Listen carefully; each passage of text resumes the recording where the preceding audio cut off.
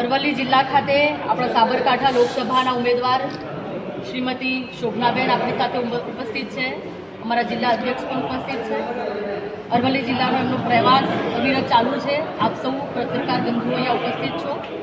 તો આપ સૌને જણાવતા અમને આનંદ થાય છે કે ભારત સરકાર અને ભાજપ સરકારની કલ્યાણકારી યોજનાઓથી છેલ્લા 10 વર્ષમાં અરવલ્લી જિલ્લાએ પણ ખૂબ જ વિકાસ કર્યો છે. જેમ ભારતે વિકાસ કર્યો છે, જેમ ગુજરાત વિકાસમાં ગતિમાન છે, એવી જ રીતે અરવલ્લી જિલ્લાનો વિકાસ પણ આપણે નરી આંખે જોઈ શકીએ એવો આપ સૌ પત્રકાર બંધુઓ પણ રોજ જોતા જ હશો.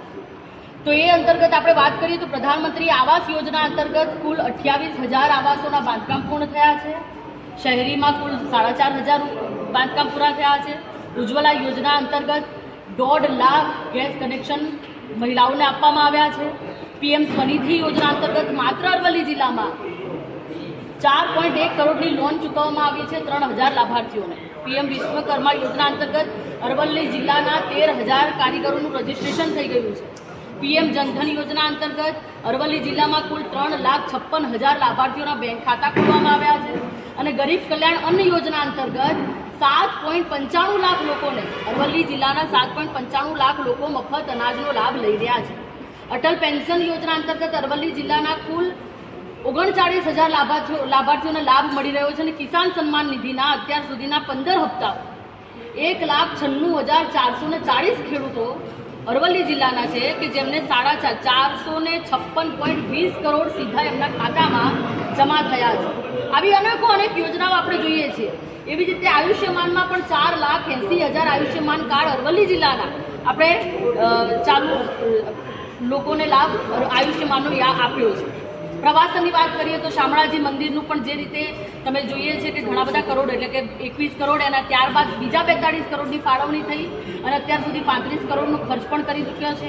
શિક્ષણમાં મને જણાવતા ખૂબ આનંદ થાય છે કે ભાજપના શાસનમાં શિક્ષણમાં અરવલ્લી જિલ્લામાં સ્કૂલ ઓફ એક્સલન્સ અંતર્ગત 405 શાળાઓમાં 1296 સ્માર્ટ ક્લાસ ફાળવવામાં આવ્યા છે, જેમાં 563.51 લાખ ખર્ચ કરવામાં આવ્યો છે, જેમાં 75,823 બાળકો લાભ લઈ રહ્યા છે.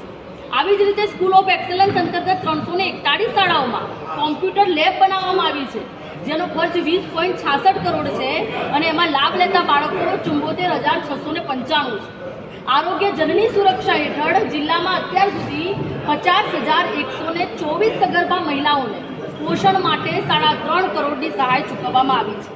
કસ્તુરબા પોષણ સહાય અંતર્ગત પણ અત્યાર સુધી અરવલ્લી જિલ્લામાં ગરીબી રેખા હેઠળની 58,240 સગર્ભા મહિલાઓને 11.64 કરોડની સહાય ચૂકવવામાં આવી છે.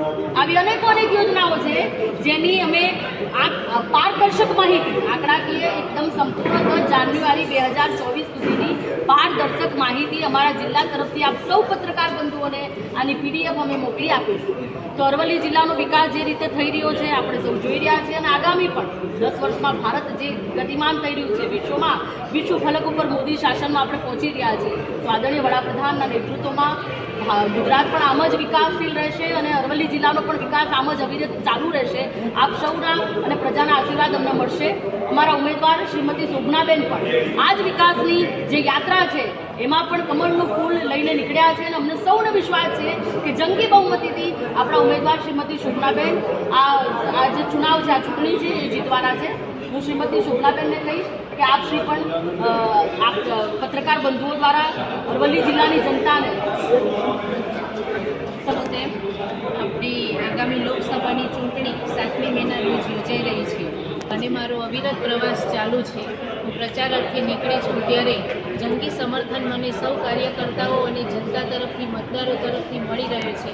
આગામી ચૂંટણી જ્યારે યોજાઈ રહી છે એમાં ભારેથી ભારે મતદાન થશે અને ભારતીય જનતા પાર્ટી વિજય થશે અને ગુજરાતમાં 26 બેઠકો ભારતીય જનતા પાર્ટી જીતશે.